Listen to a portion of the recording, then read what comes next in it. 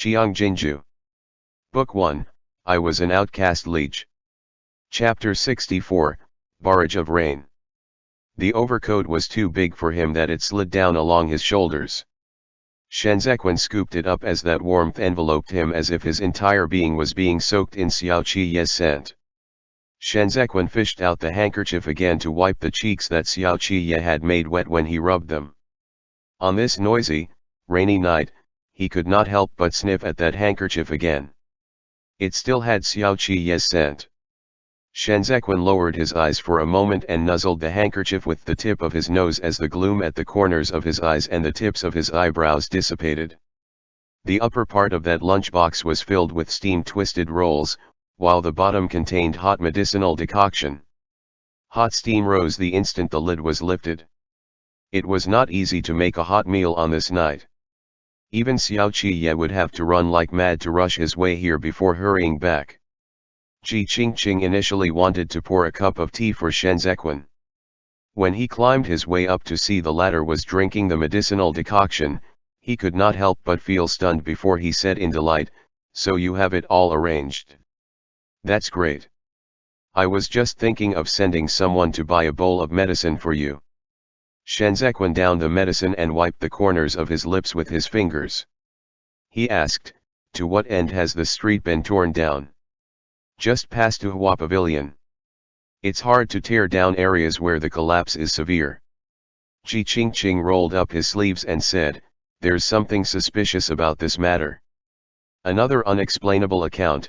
Shenzhequan sat up and composed himself for a moment before continuing, "Only His Majesty himself knows exactly who was it who assisted him in going out of the palace.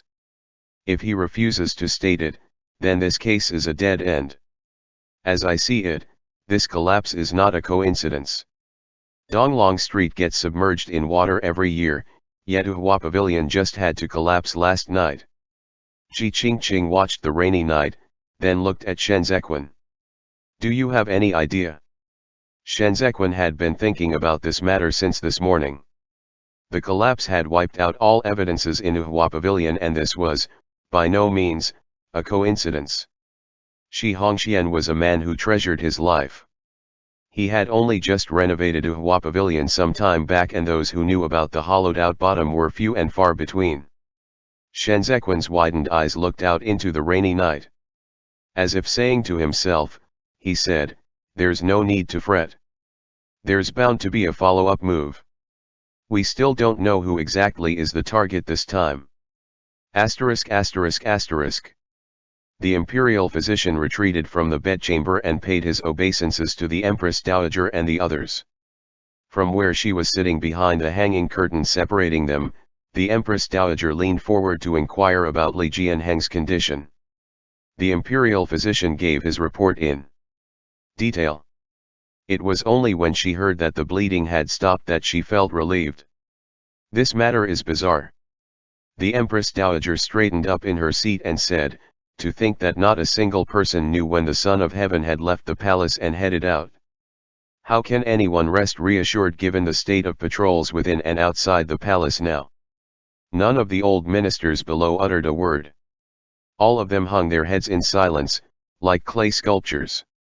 The Empress Dowager said, "I'm a member of the imperial harem. I'm not supposed to interfere in governmental affairs.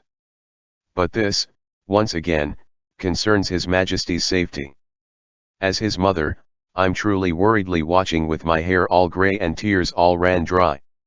How can I take another scare like this? Excellencies, you ought to give me an explanation this time."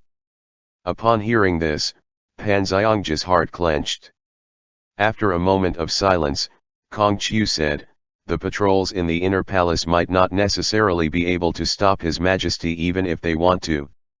In this subject's opinion, Shi Hongxian should be severely punished this time.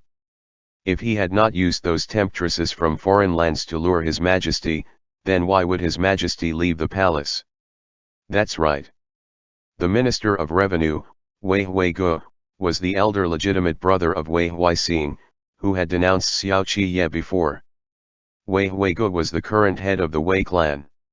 He usually did not have the habit of speaking out, but this time he stated, Shi Hongxian deserves to be punished, but his crime does not merit the punishment of death. This subject feels that it's the Ministry of Works whom the blame should fall on this time. They are the ones in charge of the repairs in Chu capital.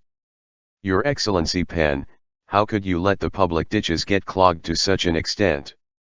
Knowing that Wei Huigo was about to shift the blame, Pan Xiongji immediately fell to his knees and said to the Empress Dowager, "This subject ask of your majesties to discern the truth and render fair judgment. Our Ministry of Works has already notified the Ministry of Revenue regarding the blockage of the public ditches during Emperor Xian's reign, hoping that they can allocate some money for us to carry out repair works, but the Ministry of Revenue kept delaying the approval of funds. What can the Ministry of Works do? This is not a minor construction work." Wei Huigo was in no hurry. He was even more difficult to deal with than Wei Huixing. He merely said, "Our Ministry of Revenue has to discuss it with the Grand Secretariat in order for the funds to be allocated. At that time, approval has yet to go through Secretariat Elder Hua, so who would dare to allocate the funds indiscriminately? Chu capital has to clean up the mess in the 6 prefectures of Zongbo during those few years. The treasury is almost emptied out. Even if we have the intention to help, we do not have the means. Everyone has their difficulties." Pang Xiongji said, "So, why are you only holding our Ministry of Works responsible?" Left Censor-in-Chief, Sen Sunyi, wants to impeach the Ministry of Works for negligence in irrigation works, saying that we failed to secure the embankment of the Kaling River. But did it collapse today? No. This shows that the Ministry of Works has never cut corners. We are dependable and diligent when it comes to our work. If we had the money, we would have long cleared out the public ditches. The Ministry of Revenue would not acknowledge this debt, and the Ministry of Works would not shoulder this blame. Both parties were elders of the 8 great clans. Neither of them was willing to take a step back, and so they both simply stood there and passed the blame around. Kong Qiu almost wanted to sneer. He was from a humble background, and an official that Hai Lianji himself had lifted to this position. He could work together with the ministers from the noble clans, but he could not be of the same mind with them. Now that he was hearing them kicking the ball around, he felt vexed and fed up. It was true that the Ministry of Works had made a report before, but who was the one who reported it? It was a subordinate, a minor official, who had never set foot into the court. Did Pan Xiongji take it seriously? If he did, he would have taken it up with the Ministry of Revenue himself, but he did not. Did the Ministry of Revenue know? They did. What was the relationship between Wei Huigo and Hua Saiqian? Both clans could be considered in-laws. Although they did not seem to be on close terms in recent years, the ties still existed. Wei Huigo was far more resourceful than Wei Huixing, and he was the one who could discuss political affairs with Hua Saiqian. However, he had never really talked to Hua Saiqian about this matter. This was a matter that they simply muddled their way through. If you drowned, then you deserved it, you could only blame your own bad luck. Sitting behind the curtain, the Empress Dowager could clearly saw through these people.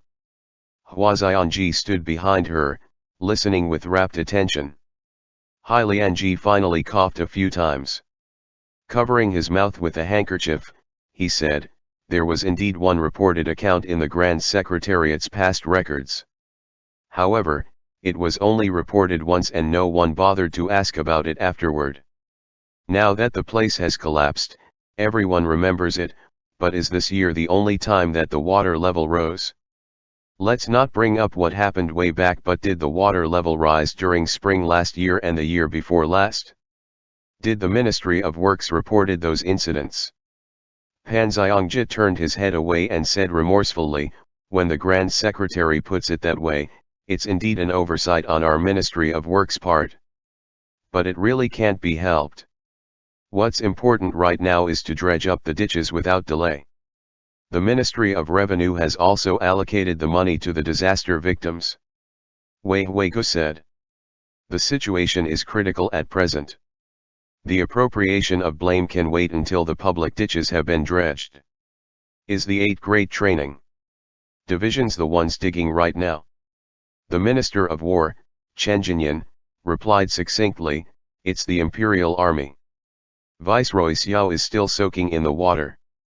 The Empress Dowager was about to speak up when the palace maid inside hurriedly rushed out and fell to her knees on the ground. She said, reporting to your majesty, His Majesty has suddenly developed a fever. His back is covered all over in rashes. The Empress Dowager suddenly rose to her feet and exclaimed in shock, what?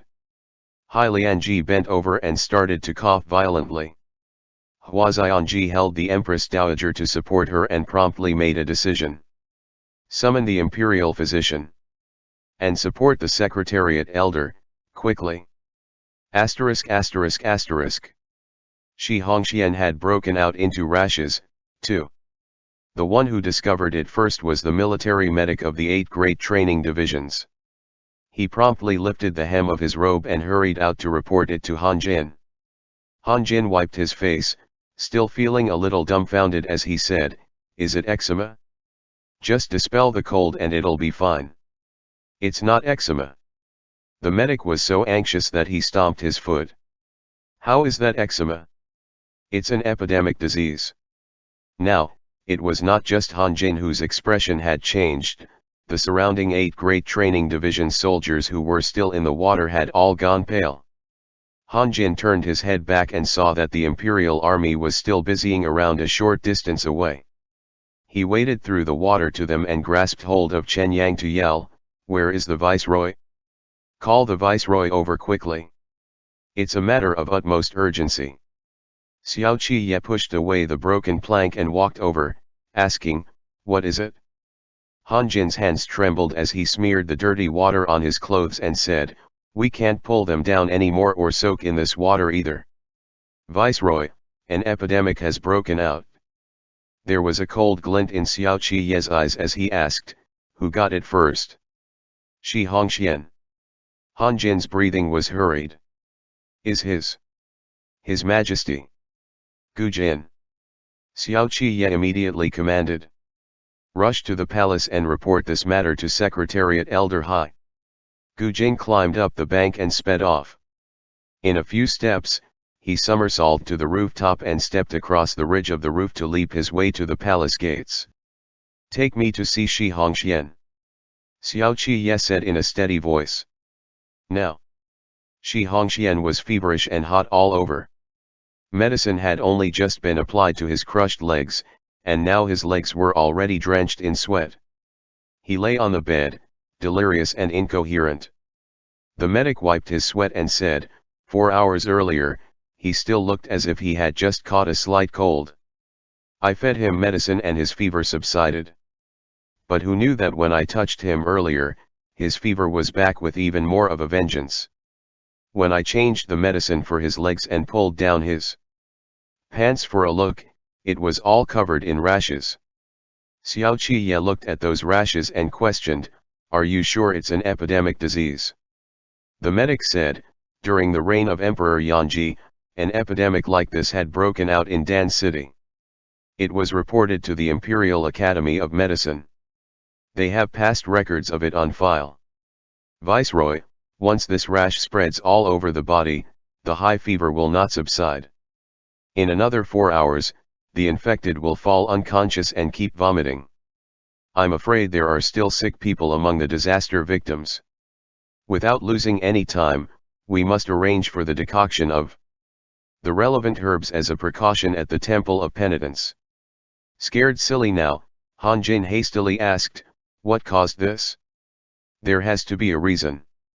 Otherwise, how are we going to continue digging this ditch? The medic said, we're now at the point when winter transits into spring.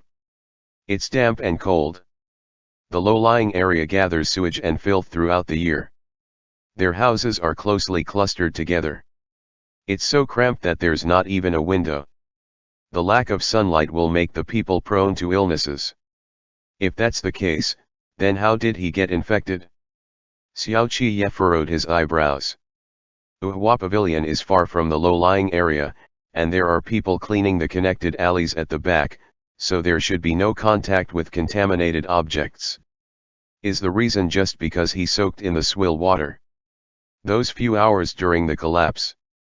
The medic hesitated. He wiped his sweat again and mustered out the courage to say, "I'll be honest with the viceroy. I'm afraid he did not contract this illness during the collapse but when he was fooling around in the brothel before the collapse." "Second young master, she is already burning up to such an extent, then His Majesty." "Viceroy." Meng Rui lifted the curtain and entered with a solemn expression. "Over 10 people have suddenly collapsed at the Temple of Penitence. 2 men from the Ministry of Revenue who are here on duty have collapsed, too." Xiao Qiye was about to give his command when Chen Yang, all drenched in rainwater, barged in and said, "Master. Lao Hu is also down with a fever." The sound of the rain outside suddenly grew urgent. Like battle drums sounding on all sides, they came pounding down for all they were worth, as if they wanted to shatter this pitch-black night. Xiao Qiye abruptly lifted the curtain and stepped out. He said, "It'll be too late to wait for the approval. Head over to the various major medicinal stores on Jinwu Street to get the medicine. Help anyone who caught a cold, has a fever, is vomiting or is physically weak to the Temple of Penitence. Withdraw the rest of the men. Get the men on duty from the Ministry of Revenue to start decocting the herbal medicine." "Ding Tao." Ding Tao answered, "Second young master." Xiao Qiye tugged Ding Tao over, breathing heavily in the rain as he whispered, "Tell Shen Lanzhou to leave immediately." End chapter. Qiang Jin Jiu. Book 1, I Was an Outcast Liege. Chapter 65, Epidemic. Raindrops bounced all over while splotches of mud spattered. People hurried in and out of the Temple of Penitence. The awning to provide shelter from the rain had already been built and the strong, bitter aroma of the herbal decoction pervaded the air everywhere. Even the Jin Yue who was keeping an eye on the stoves were covering their noses and mouths with handkerchiefs. With a cloth wrapped around his head, Qi Huilian distributed the medicinal decoction together with Ji Gang. Seeing the feverish man who had fallen unconscious vaguely mumbling some words, he scrutinized him for a moment. Ji Gang was clearing the bowls with nimble movements, but when he saw the unmoving Grand Tutor, he asked, "What's wrong?" "This is the epidemic disease of Dan City." Qi Huilian pushed apart the patient's collars. "The rashes will spread over his body. We cannot get close to him. It's contagious." Ji Gang asked, "Can it be treated?"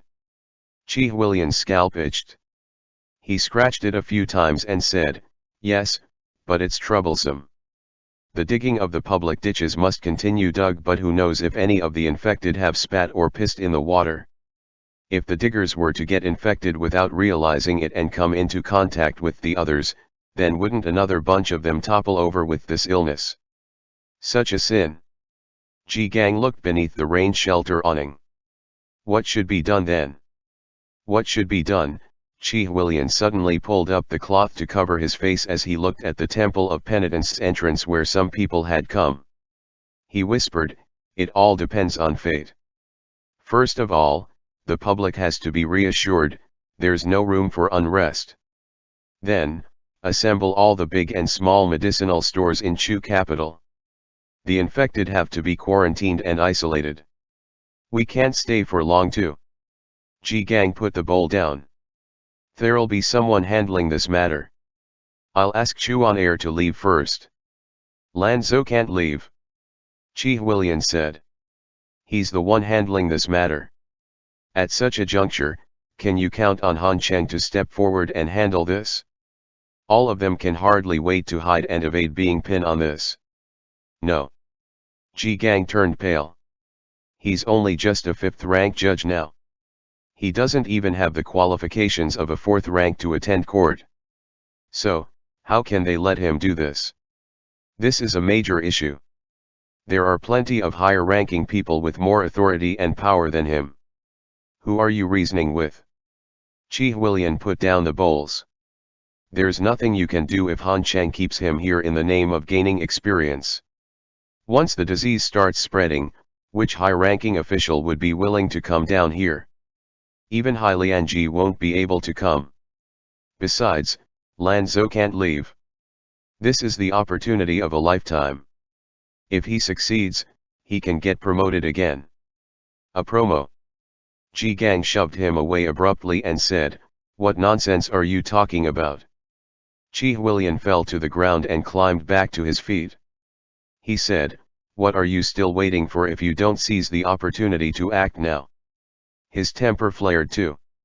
This is the time when people trample over one another for personal gain. He has to do it no matter what. Do you understand? I don't care to understand. Ji Gang flushed with rage. I'm telling him to leave even if I have to take him away. After saying that, Ji Gang moved to head inside. Qiao Tianya walked out towards him and blocked his path. Those in the Temple of Penitence will be evacuated out and only infected patients can remain inside. Shifu, don't go in again. Qiao Tianya said with a smile. Teachers' journals and notes have already been moved to the old residence. Master told me to rent a small building on Jinwu Street for both of you. It's close to the palace gates, so there's no way it can get flooded. Move aside. Ji Gang said. If only those infected are inside, how can Chuan Air stay for long? I have to talk to him. Qiao Tianya reined in his smile and said with a stern countenance, Shifu, why put me in a spot? Since Master has already given the instructions, then there's absolutely no reason to change it. All the infected would be left here. Master will worry if you remain here. On account of his filial piety, please do come with me. Hearing the sound of intense coughing all around, Ji Gang grew even more anxious. He grabbed Qiao Tianya's arms and pushed it back. Qiao Tianya had already anticipated that he would make such move and so, he promptly took the blow. Half of his arm had gone numb but his legs were faster as he moved to block Ji Gang with his entire body. Shifu. Qiao Tianya said in hushed tones, calm down. For Master to make such an arrangement, he would naturally already have a countermeasure in mind. I still have to return here later. Let us leave earlier, and Master can go back earlier too, all right? There are so many pairs of eyes watching. Do you think you can really take him away? Where will you even go? This question calmed Ji Gang down. He looked at the interior of the temple for a long time, then flicked his sleeves and trembled as he pointed at Qi Huilian. But in the end, he did not say another word. Asterisk asterisk asterisk. Shenzhequan sat on the bench and closed his eyes to rest. His ears had been buzzing, and he was feeling dizzy at the moment. Yet his face betrayed none of his discomfort. It was only after a while when he heard someone calling him that he opened his eyes. There was not a single trace of weariness the instant he opened his eyes. The official from the Ministry of Revenue said, Your Excellency the Judge, the supply of herbs isn't sufficient. What are we going to do tomorrow? It's a matter of grave importance that the supply of herbs is not disrupted. Shenzhequan gathered the overcoat around him. The imperial physician from the Imperial Academy of Medicine ought to be here already. When the time comes, he will bring news of the prepared herbs over as well. Tell them to continue decocting the medicine. Don't scrimp on the herbs. That official uttered an acknowledgement in response. Seeing his panic-stricken expression, Shenzhequan said, Which section of the Ministry of Revenue are you an official of? The official hurriedly said, This humble subordinate is not really an official per se but merely a minor official in charge of the records of official documents. We are all working for the people. It's all the same whether you are a major or minor official. As Shenzhequan spoke, he extended his hand and pinched the center of his eyebrows. He composed himself for a moment before he continued with a question, What's your name? This humble subordinate's name is Liang Qiushan. You will take over the supervision of the herbs tomorrow morning. No matter how big or small, make a detailed record of them. Shenzhequan said, My guess is that the Imperial Army has already gone to transfer the herbs. We are pressed for time. We most certainly can't wait for a memorandum from the Imperial Palace, so the herbs and other medicine that would be used in the next few days must all be clearly recorded. He suddenly stopped and paused for a moment. Go and rest for now. Pay attention to your health in the next few days. Report it immediately if you feel any discomfort. Liang Qiushan took his leave. The moment the curtain fell back down, Shen Zequan felt his forehead and it was scalding hot. Qiang came in right after. Shocked at the sight, he stepped forward and whispered, "Judge." Shen Zequan asked calmly, "When did Shi Hongxian get the rashes?" 4 hours after the medicine was applied. Qiang said. The rashes started spreading up from his legs. For me, I got the rashes first before the fever. Shen Zequan said with a clear head. The symptoms don't match, so it's probably not an epidemic disease. But as a precaution, I'll drink that medicine, too. Qiang felt a little more relieved as he said, "Fortunately, you did not take leave this morning." The emperor had been infected with the epidemic disease. Which imperial physician would dare to say he got it while he was out fooling around? They could only find an excuse to trick everyone else off, saying that he got infected out of carelessness. But who could infect the emperor with the disease? If not his personal eunuchs, then it was the guards who often moved around the emperor. Shen Zequan was at present, officially tasked to act in the emperor's presence. Supposed he had taken leave this morning, and someone got a handle against him after the fact and made his eczema out to be rashes from the epidemic disease, then he would lose the right to remain before the emperor. Shen Zequan still carried the burden of Shen Wei's crime on his back. Once he went down, it would really be hard for him to rise again. Even Shen Zequan himself would find it hard to breathe at this moment. Compared to schemes and intrigues, this kind of unpredictable providence was hard to guard against. If he had not been so cautious, he would have already fallen into someone else's grasp right now. His life and death would then be at the mercy of just one utterance. Seeing Shen Zequan close his eyes, Qiang withdrew. Shen Zequan listened to the sound of the rain, but his thoughts had already drifted far away. Those murky old memories followed right on the heels of the sound of rain. He furrowed his brows amid his vexation and weariness. He did not like snowy days, nor did he like rainy days. The cold and wetness would remind him of the Hashi sinkhole, of Jimu, of all the days he had been on his knees at the mercy of another. In addition, the cold and wetness would make him feel uneasy and gloomy. It would make him into nothing more than a fleshy vessel that was all chilling forbearance while irritable within. Just like this, Shen Zequan leaned against the wall and dozed off for a moment. But the more he dozed off, the drowsier he became, until he fell asleep for real in this corner. It was already late when Xiao Qi arrived at the Temple of Penitence. He entered the Temple of Penitence together with the imperial physician who had hurried over. Behind him, Ding Tao looked miserable because he did not manage to find Shen Zequan and missed the time. Xiao Qi asked the Jin Yue who was decocting the medicine, "Where's the judge?" "I'm looking for him." The Jin Yue, with half of his face covered, handed him a bowl of medicine and said, "No matter who you are looking for, you have to drink the medicine first. Viceroy, your imperial army still has to enter the water. Please be careful. And take care."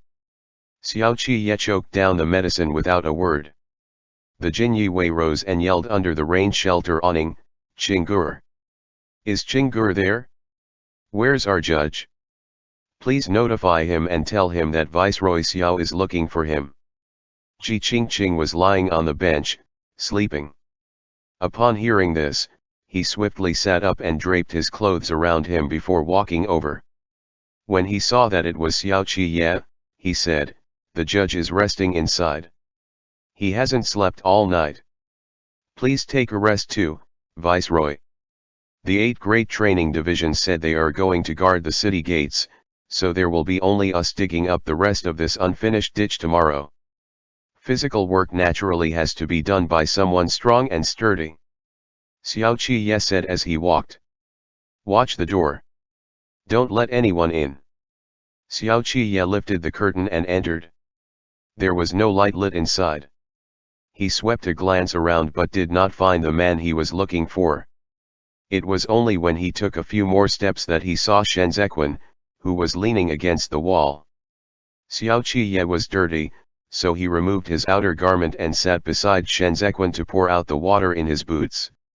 It was cold inside the room. He put on his boots and went out again to borrow a fire from the stove, then re-entered to find a copper basin to start a fire. Shen Zequan opened his eyes and said, "Are you done digging Donglong Street?" "Yeah." Xiao Qiye stoked the fire. "Why aren't you sleeping on the bed?" "I'm just taking a short nap." Shen Zequan said. "If I lie down, I won't be able to get up again." Xiao Qiye shifted the basin before the bed and said, "Come sleep on the bed. I'll wake you up later." Shen Zequan did not stand on ceremony. He lay down and Xiao Qiye embraced him from behind and pressed his face against his cheek. Shen Zequan could still hear Xiao Qiye whispering at first, but it grew progressively vague towards the end. It was only when Xiao Qiye heard Shen Zequan's breathing deepened a little that he reached out to undo his collars and take a closer look at those red rashes. It was not the same as Shi Hongxian. Xiao Qiye closed up Shen Zequan's clothes again and hugged Shen Zequan until he himself fell asleep. Xiao Qiye slept for an unspecified amount of time until he felt a scalding heat in his arms. He was still dazed when he half opened his eyes, but once he got a clear look at the man within his embrace, his mind instantly cleared. Shen Zequan seemed to be on fire. Sweat had already drenched his temples. Xiao Qiye felt him and found that Shen Zequan was burning up everywhere. Xiao Qiye abruptly sat up and called out to him, "Lanzhou, Lanzhou." Shen Zequan was dripping with sweat. His brows were tightly furrowed, and his breathing was slightly urgent. Roused half awake by Xiao Qiye, he said, Quarantine. You can get infected with this disease even if you aren't near the water." Xiao Qiye wrapped him up in the overcoat and shouted, "Chen Yang, summon the imperial physician." Chen Yang, who was leaning against the wall outside taking a nap, jerked awake instantly. He rose and leaped off the steps, then made his way under the rain shelter awning and pulled the imperial physician into the interior. The imperial physician lifted the overcoat open, looked for a moment, then said in an urgent tone, "Viceroy, the judge is infected with the epidemic disease. Seems to me that he caught a cold first." Xiao Qiye grasped the imperial physician's arm. Staring at the imperial physician, he said in a frosty voice, "The judge is what?" Panicking, the imperial physician corrected himself, "He's overworked and overstressed, that's why he fell ill." "That's right. The judge fell ill here today." Xiao Qiye tightened his grip. "He wasn't ill prior to this." The imperial physician repeatedly said, "Right, right, right. All the medicine in the Chu capital is here. I know your excellency has the miraculous hands of a healer, an expert in the medical field." Xiao Qiye suddenly softened his tone. "You can cure him, right?" On seeing Xiao Qiye's eyes, the imperial physician went weak in the knees. He held onto the edge of the bed for support and nodded in a panic as he said, "Of course, I can." End chapter. Qiang Jin Jiu. Book 1, I Was an Outcast Liege. Chapter 66, The Rain Stopped. Access in and out of the imperial palace was strictly forbidden, so the Empress Dowager arranged for Hai Lianji and the other high-positioned ministers to rest in the Grand Secretariat's council compound. Everyone inside and outside the palace was in a state of anxiety. The daily cleaning of Liege and Heng's bedchamber was carried out with extra caution, with those serving eunuchs and palace maids were all appointed by the Empress Dowager herself. Every time they entered and exited, they had to wash up and change their clothes. They were not even allowed to go out without permission during their breaks. Muru kept watch by Liege and Heng's side, not once relying on the servants. She personally taste-tested the decoction and fed it to Liege herself. Even when she ate or slept, she never left Liege bedchamber.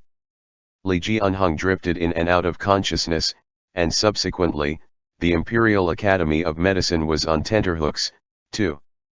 Even when they prescribed and decocted medicine, they were very careful. Everyone was already walking on eggshells, ready to lose their lives at any time. An air of dread and gloom hung over them all around. Each of them looked utterly wretched and grieved, as if they were bereft of their parents. The Imperial Academy of Medicine's people outside the palace made all the arrangements for the medicinal ingredients in the Chu capital. Other than those already infected, all the disaster victims shifted out from the low-lying area had to take the medicine, too. The Ministry of Revenue and the Jinyue assisted with the distribution of aid reliefs. They set up a porridge and medicine shack outside the Temple of Penitence, where they gave out medicinal decoction and rice porridge every day according to schedule. Han Jin had already pulled out of Donglong Street on the night Shi Hongxian fell ill. On the pretext of patrolling the various city gates, the 8 great training divisions completely threw the matter of dredging up the public ditches to the Imperial Army, though half of the Imperial Army men had been on standby on Mount Feng awaiting orders, and now, they could not get in at all. Xiao Qiye did not have that many elite soldiers. Fortunately, there were still some people from the Ministry of Works who had yet to be withdrawn. Together with the dozens of Jinyue, everyone pooled manpower together and braved the rain to dig through the 4 main streets. By the 4th day, everyone was exhausted and out of steam. Chen Yang, Ji Qingqing, Jiao Tianya, and Gu Jing gathered together when they returned and leaned against the wall for a nap. Ding Tao and Xiao Wu were young. The various Gurgur took care of them and took turns to stretch and straighten out their legs for them to use as pillows when they slept. Ding Tao could not lick ink out from his brush, so the note-taking in his little notebook came to a halt. It had only been a few days, and every one of them had taken on the look of a disheveled and unkempt beggar. Xiao Qiye did not sleep much these days. He had to lead men to dig ditches before dawn, and there was no time for rest throughout the day. At night, when he returned to the Temple of Penitence, he still had to watch over Shenzequan. Shenzequan was still able to remain awake and clear-headed a few days before, but later on, his fever would not recede and he had a severe case of vomiting. But without food in his stomach, he could only regurgitate bile. When he was fed medicine, he would throw it all out in the middle of the night.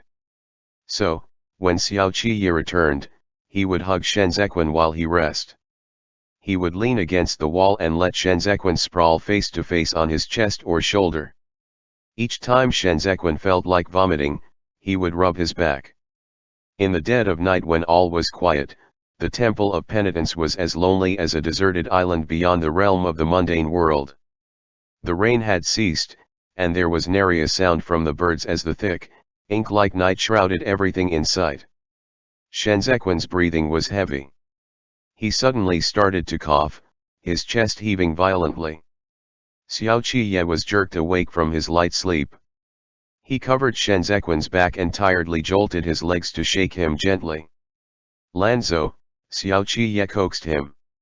"Where is Lanzhou?" Shenzequan looked sickly and wan. The nauseating feeling of wanting to vomit was stuck in his throat. He half opened his eyes and replied in a hoarse voice, "Here. Give it a shake, and the illness will dissipate." Xiao Qiye said, "When you've recovered, this second young master will take you horseback riding." Shenzequan rested his head on Xiao Qiye's shoulder and let out a hoarse in acknowledgement. This is actually a position of hugging a child. Xiao Qiye ran his palm down Shenzequan's back soothingly and, in this moment of intimacy, he whispered, "When I had a rash before, my mother held me like this. What are you going to call me now that I'm holding you like this today?" Shenzequan nuzzled his cheeks against Xiao Qiye and buried his face. After a long while, he said in a muffled voice, "Call you Ati." Xiao Qiye's chest shook as he chuckled and asked, "Are you touched?"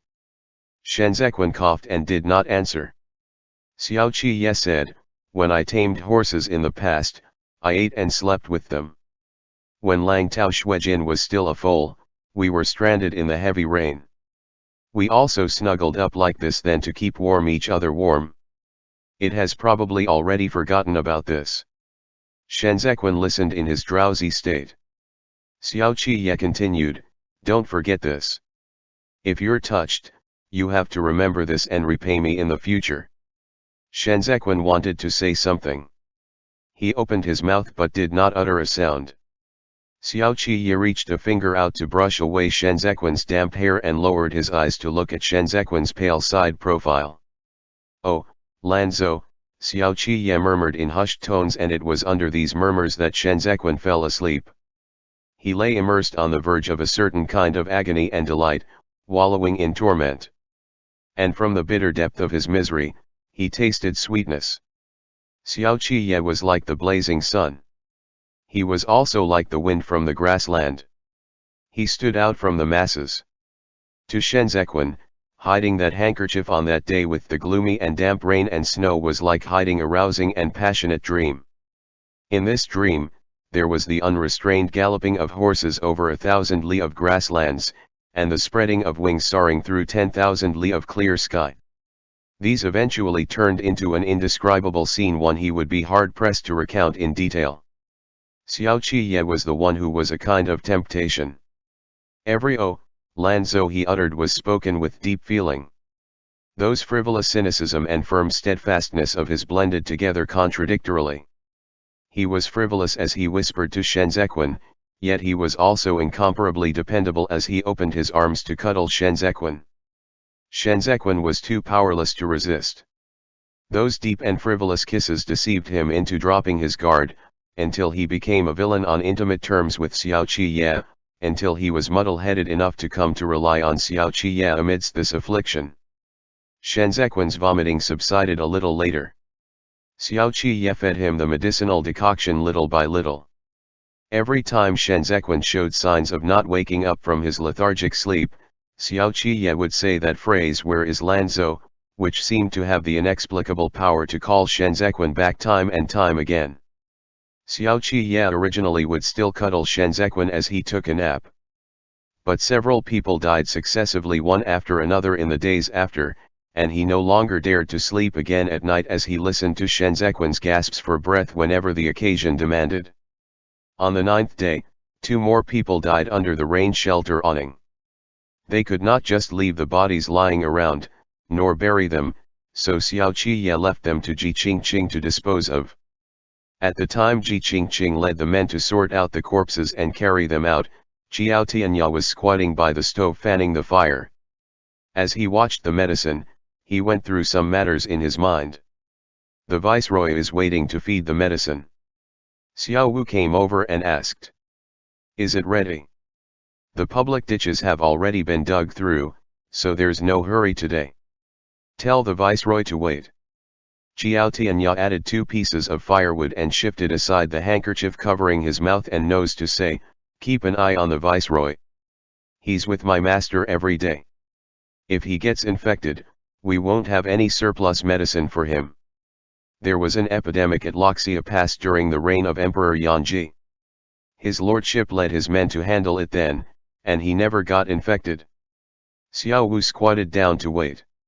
He said, "I heard the various Gurgra from Liege say that the Xiao clan has the mandate of heaven. That physique is not one a common man would have.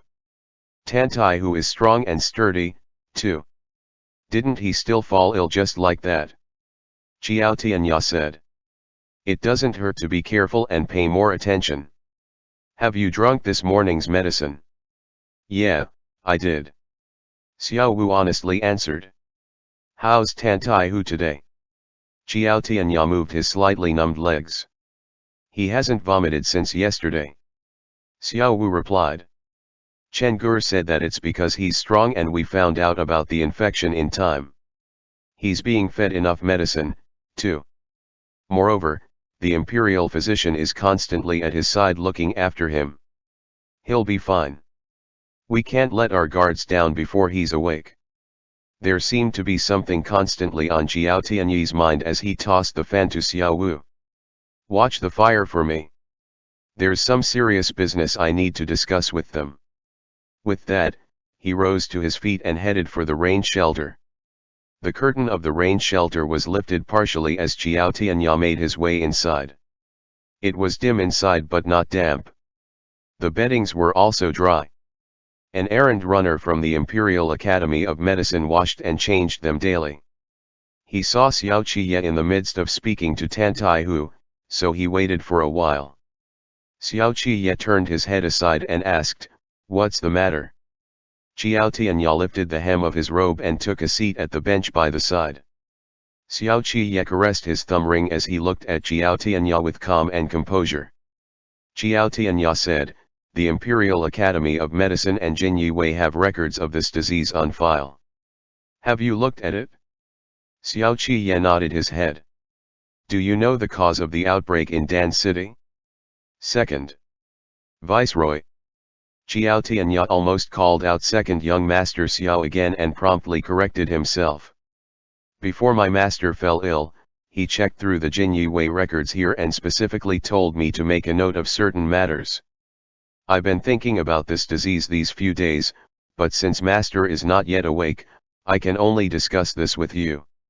"What did Lanzhou say?" "He said that there's something unusual about the origin of this disease." Qiao Tianya propped his elbows on his knees and whistled at Ding Tao. "Recite the details of the Dan City's epidemic to the Viceroy. You have a remarkable memory. You still remember it, right?" Ding Tao thought for a moment, then said, "There was a disease outbreak in Dan City during the reign of Yanji. It was summer then.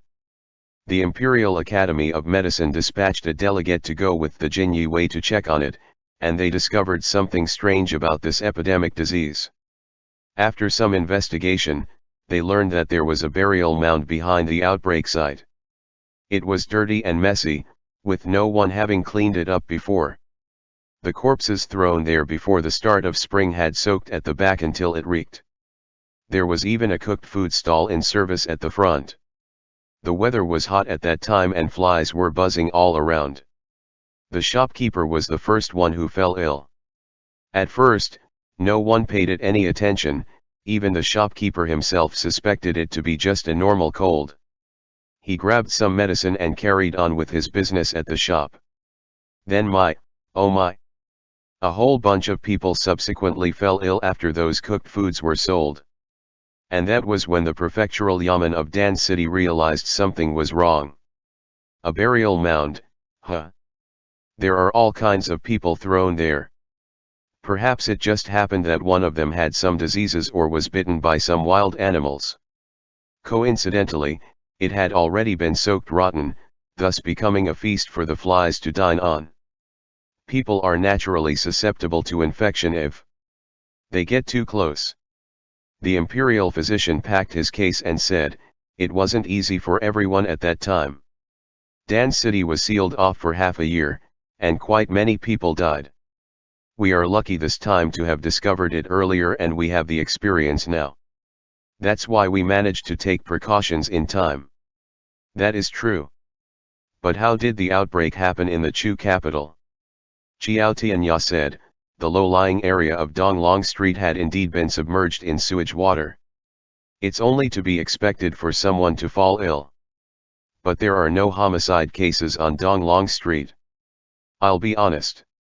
Viceroy, please don't take offense, but being infected with venereal diseases is to be expected on Donglong Street. Why is it so strange this time that we would get an outbreak of the same kind as the Dan City epidemic disease instead?" The imperial physician tactfully found an excuse to head out. "There's no definitive explanation for the outbreak of epidemic in Dan City." Chen Yang thought for a moment, then continued, "There's a collapse and heavy rain this time, and everyone is in the water, so perhaps there are too many epidemic diseases." Qiao Tianya said. "For example, the outbreak in Loxia Pass at that time was a rat plague, so there's no way He province would have an outbreak of the same plague. The situations in the various lands are different, so we can't lump them together. This humble servant is a deeply suspicious man and an honest person does not resort to insinuations. I think this disease did not start in Donglong Street, but... Xiao Tianya lifted his thumb and pointed it at the roof. It fell silent under the awning as the bystanders had more or less turned pale. Xiao Tianya let out a chuckle and said, "Isn't it a coincidence? The celestial being met with misfortune upon descent to the mortal world. It's virtually impossible to guard against dodging a pit only to fall into a well. These past few days, the palace has not sent any word out to us. Viceroy, the public ditch has been unclogged and the water level has gone down. But why does this matter seem to me like it's only the beginning? Everyone living in the heavenly palace is an immortal." Xiao Qiye said slowly. "These immortals value their lives. They won't dare to play it this way. A possibility like the one you speak of is only something a desperate person at the end of his rope staking everything he has on this one throw would dare to do." "I don't know about that," Xiao Tianya said. "The Directorate of Ceremonies now lacks a powerful eunuch who can take charge and control the 24 yamen. Many matters exist amongst the chaos where things are left unsupervised. If there's really someone who brings a certain something in, then he would be able to pass it through just by hoodwinking his way through. Our Imperial Army and Jin Yue are all soldiers from the outside. There's nothing we can do about what's happening on the inside. But I feel that we have to take precautions and be on guard when it comes to this matter." "Why did Liege Unhung leave the palace? Was it only just to have fun? He had just been through an assassination attempt not too long ago. He was not a brazen man, so how would he dare to sneak out on the sly? Not unless someone has instigated him to do it." Shi Hongxian would discuss everything with Shen Zequan nowadays. Meeting with mishap this time was something he himself had never expected. And now, he was still lying on the bed with his life hanging in the balance. So, who was the one who instigated Liege Unhung and brought about the collapse of Ahua Pavilion at exactly the right moment? Xiao Qiye contemplated it in silence. His intuition told him it was not the Empress Dowager. Because Liege Unhung was already showing signs of showing filial respect to her. For her, this was precisely the moment she could stage a comeback. She definitely would not bear to let Liege Unhung die now. Then who else is there? This time, the intent was not to intimidate Liege Unhung but for Liege Unhung to die for real. But who would benefit if Liege Unhung died? The curtain was lifted once again. The imperial physician poked his head in and said joyfully, "Viceroy, His Excellency the judge is awake." Xiao Qiye quickly rose to his feet and strode a few steps out under the awning and entered the house. Shen Zequan, who had been in a lethargic sleep for days, had his eyes half opened. Xiao Qiye crouched softly beside the bed and gazed at him. Shen Zequan lifted his finger and weakly caressed Xiao Qiye's brows and eyes. Xiao Qiye grabbed his hand and pressed it against his cheek. "Go ahead and touch." Xiao Qiye leaned in closer to him and laughed in a husky voice, "I'm allowing you to." End chapter.